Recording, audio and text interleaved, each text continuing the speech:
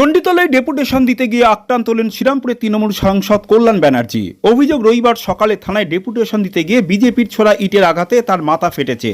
প্রতিবাদে রাস্তায় বসে বিক্ষোভ দেখায় সাংসদ সহ তৃণমূল কর্মীরা। পরে আহত সাংসদকে স্থানীয় হাসপাতালে নিয়ে যাওয়া হয়েছে।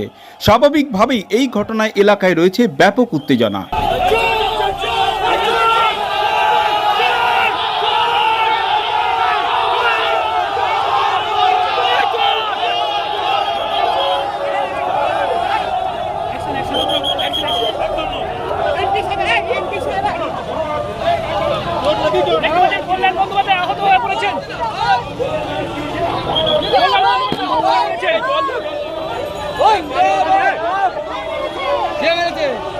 কে মারলো?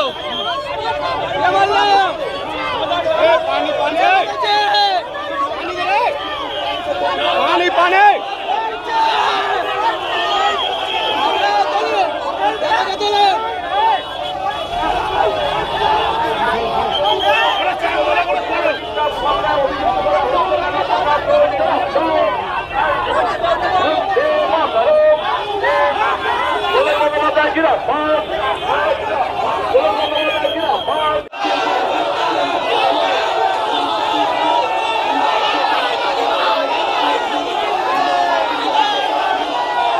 আমি কাউকে নিয়ে আসিনি, একা একা আসছিলাম। এই চণ্ডীতলার মোড়টায় বিজেপির লোকেরা চিৎকার করে গালাগাল দিয়ে মাথায় দূর থেকে ঢিলকি বল, বড় ইউজ বল ছুড়েছে। আমি বুঝতে পারছি না, আমার মাথা দিয়ে রক্ত বেরোচ্ছে।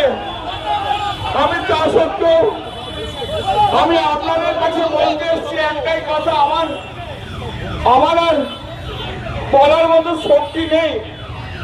আমার সত্যি বলার মতো শক্তি নেই। আপনারা বাংলার মানুষ,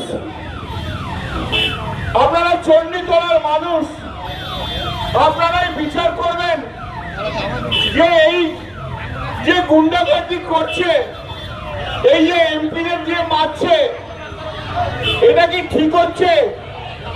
এখানে কোনো জনরোষ টনরোষ নেই। 7-8 জন লোক মিলে বিজেপির 10 জন গেরুয়া ফেটটি ভেবে আমাদের আগের সব কর্মীদের মারধর করছিল, আর এখনো আমাকে পর্যন্ত ছাড়েনি। কৌশিকের মুখ ফাটিয়ে দিয়েছে।